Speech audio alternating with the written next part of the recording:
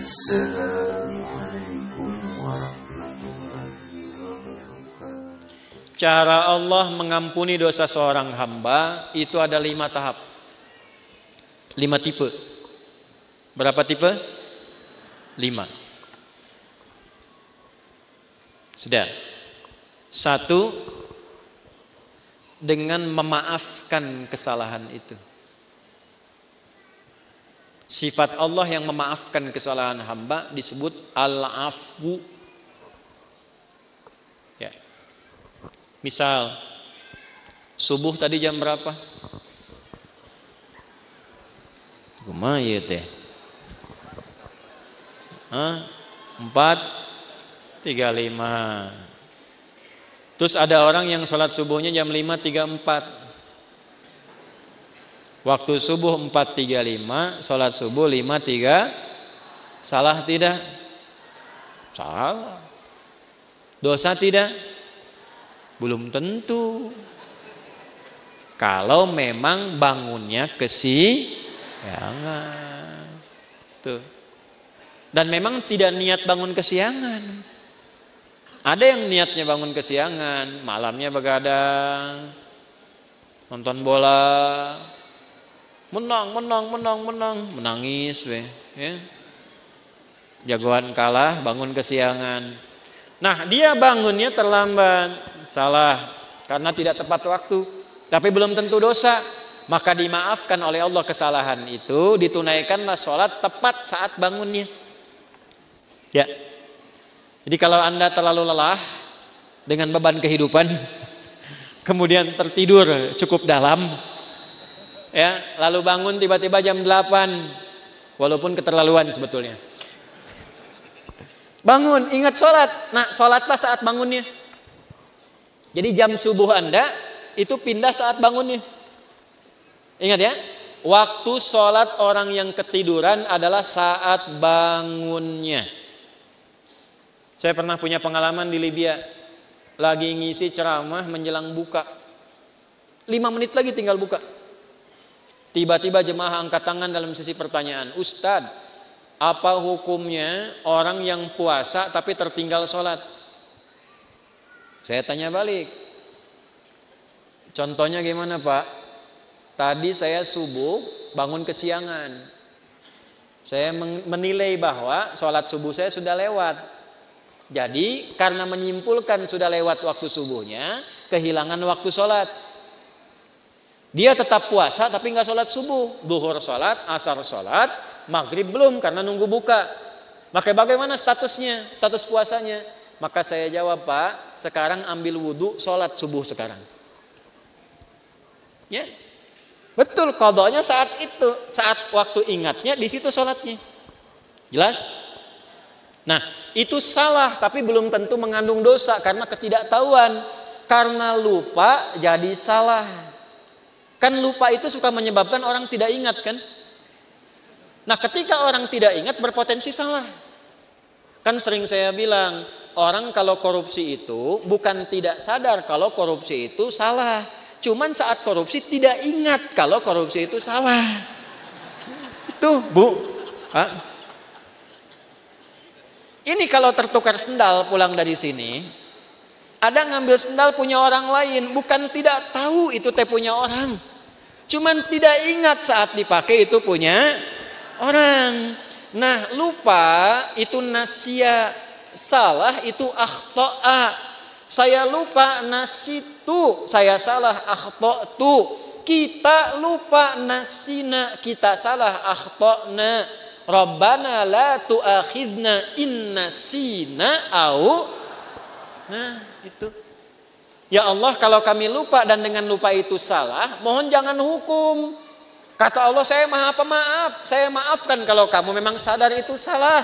Karena itu jawaban pertamanya wa'fu anna. Tuh, al-afu. Subuh 4:35, salat 5:34. Terlambat karena sengaja, bukan karena tertidur. Nonton, aktivitas begadang, tidak ada perlunya. Udahlah, sampai situ aja gitu ya. Tiba-tiba terlambat, salah. Dosa tidak? Iya, karena sengaja berpotensi menunda waktu sholat. Nah itu ada kesalahan. Kesalahannya disebut apa? Dzambun. Bisa tulis supaya lebih terlihat. Tadi khotoun. Yang ini dzambun.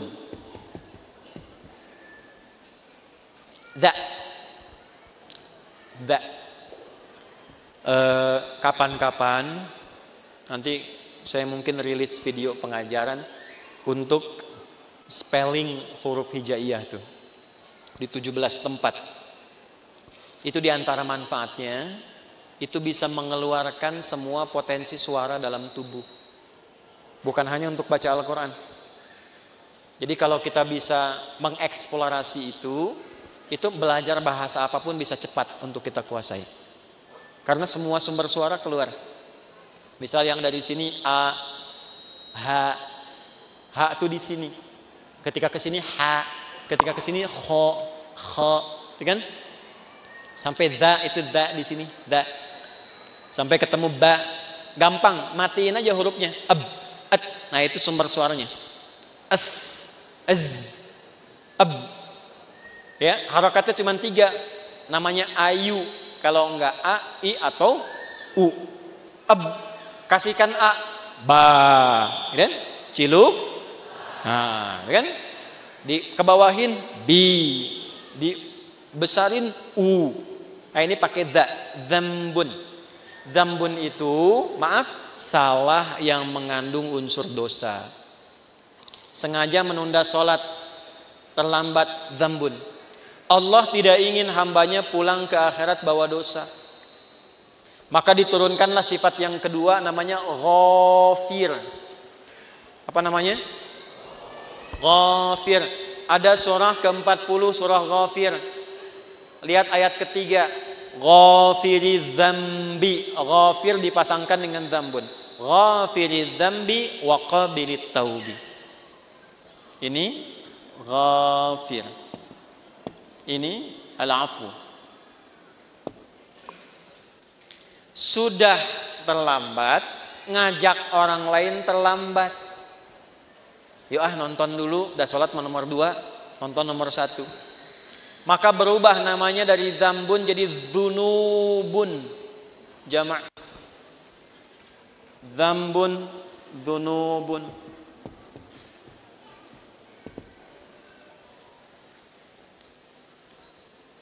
Sudah mencela, merasa paling hebat, merasa paling bagus, terakumulasilah dzunubun. Maka muncul sifat Allah yang ketiga untuk berpotensi menggugurkan itu. Namanya Ghaffarun. Ghaffar. Apa namanya? Di dalam surat apa? Surat Nuh ayat berapa? Ayat 10. Faqultu astaghfiru rabbakum innahu kana ghaffara. Kenapa menggunakan Ghafara tidak Ghafira? Karena umatnya Nabi Nuh sudah terakumulasi kesalahannya. Sudah mengancam Nabi Nuh, sudah nuduh Nabi Nuh, menjelek-jelekan Nabi Nuh, ngusir Nabi Nuh, menantang azab. Maka diturunkanlah kalimatnya bukan Ghafir tapi Ghafar. Sudah terlambat sholatnya, ngajak orang lain gak ke masjid, mencela orang yang ke masjid. Ayo atuh orang nonton heula, sholat ada sholat nomor 2 tuh. Isin aku itu kamar masjid, ada eta mah soleh wungkul. Paham? Ya. Maka yang keempat ini ditambah ada zalimnya. Namanya dzunubun ma'adzulmi. Dzunubun ma'adzulmi. Dzunub dan zalim. Apa dalilnya? Contoh Quran surah 2 Al-Baqarah ayat berapa? Ayat 114 misalnya. Wa man azlamu zalim. Wa man azlamu mimman mana'a masajidallahi ay yuzkara fiha ismuhu wa sa'a fi kharabiha. Paham? Tidak. Siapakah kata Allah? Nih nanya sama kita. Pertanyaan ini enggak usah dijawab karena Allah sudah Maha tahu. Namanya pertanyaan retorik. Pertanyaan retorik itu pertanyaan yang diajukan untuk menggugah kita supaya mikir, bukan supaya jawab. Seperti khatib Jumat nanya kepada jamaah. Sudah menerangkan, dia tanya, apakah jamaah semua masih merasa beriman? Jangan dijawab, masih. Nah, ini masalah. Saya pernah khutbah Jumat tuh, satu daerah di desa, ya kan? Bukankah Bapak ini semuanya beriman kepada Allah? Betul. Itu pertanyaan retorik. Allah nanya kepada kita, gak usah dijawab, supaya kita mikir. Maksudnya begini, kalian ini kenapa sih sudah berbuat banyak dosa masih zalim juga? Di antara perbuatan zalim dan banyak dosa, satu, ada yang sifatnya tentang ibadah di masjid. Orang yang mencegah orang ke masjid, sengaja menjatuhkan orang supaya keluar dari masjid, memfitnah ulama supaya tidak ada di masjid. Tuh, itu namanya dosa akumulatif plus perbuatan zalim. Syirik, inna syirka la zulmun azim. Syirik masuk kategori ini nih. Syirik itu zalim. Ya. Hati-hati ya, yang kecil yang besar sama saja. 7 dosa besar, nomor satunya syirik. Baik langsung atau menggunakan perantara. Langsung mengatakan semua agama sama, menuju pada Tuhan yang sama, cuma caranya beda-beda. Itu syirik lisan. Silakan, saya kalau masalah akidah tegas saya. Menggunakan perantara, pakai dukun. Saya langsung saja nih, saya nggak perlu minta maaf.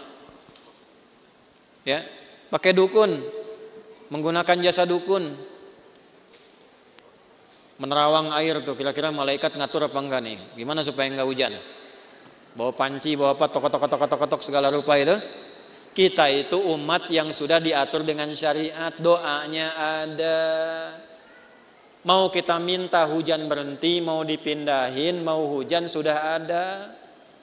Lengkap, sanadnya sahih. Minta hujan bahkan ada sholatnya istisqa.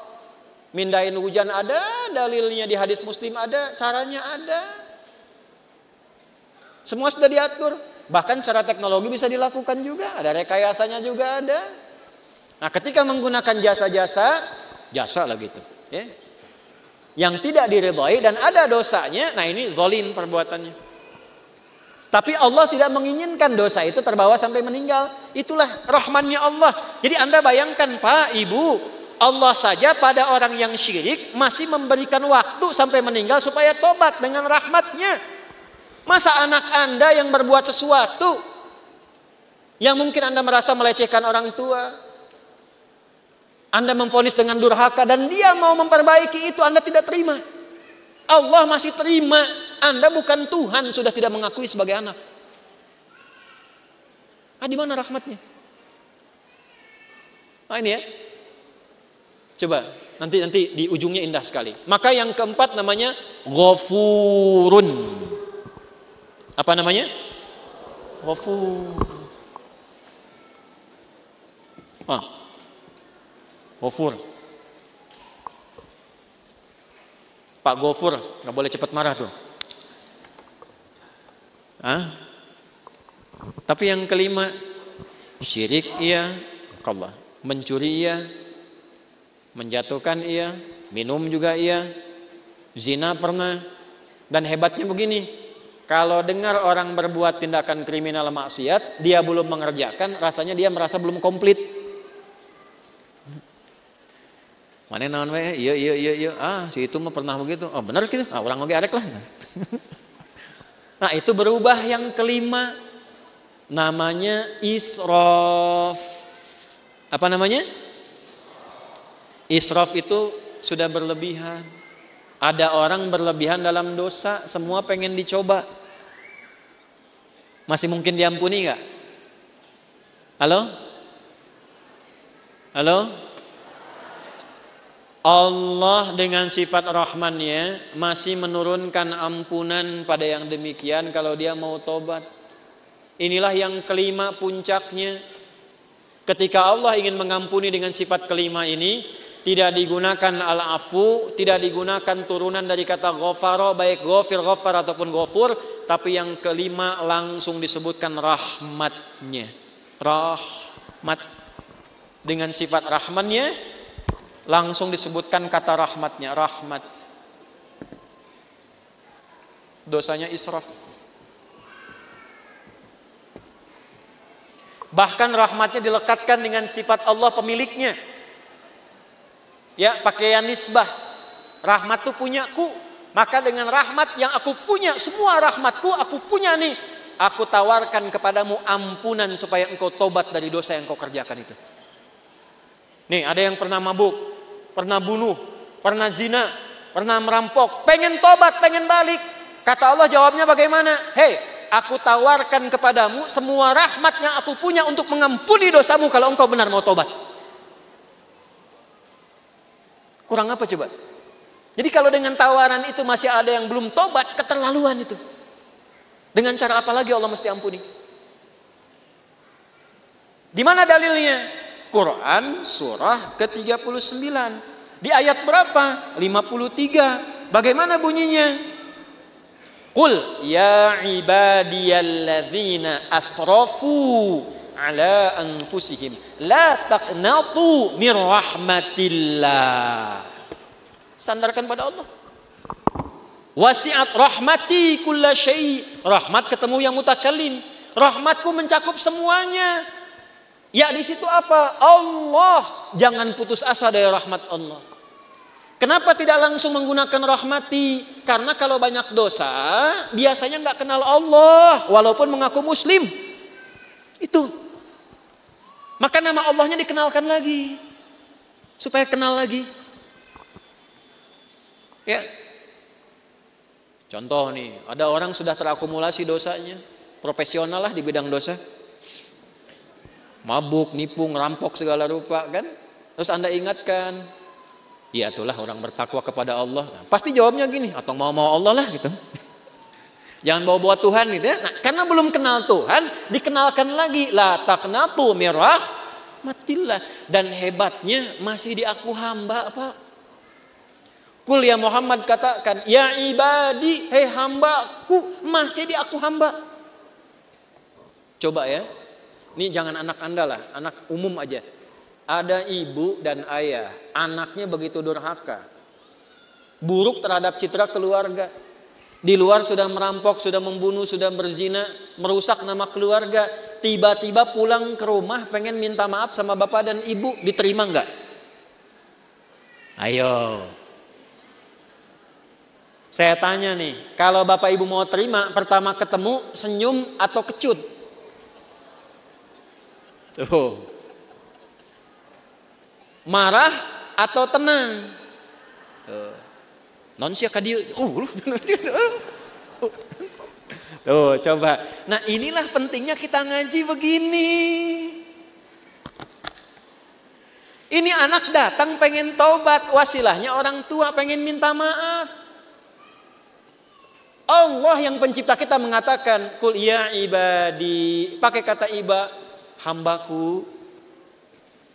Pakai ya disebutkan 360 kali dalam Al-Quran. Fungsinya 3 di ilmu nahwu. Nidaul qarib, nidaul mutawassit, nidaul ba'id. Memanggil yang dekat, yang menengah, yang jauh. Hei ahli maksiat, dimanapun berada, semua jangkauan. Yang telah menyimpulkan mungkin Allah nggak akan ampuni dosaku. Salah kesimpulannya kata Allah, hambaku sini, jangan putus asa dari rahmatku. Setelah Allah berikan rahmat, teruskan ayatnya. Innallaha yaghfirudz dzunuba jami'a. Semua dosa yang pernah engkau kerjakan kalau benar tobatmu, aku ampuni sekarang semuanya. Tuh.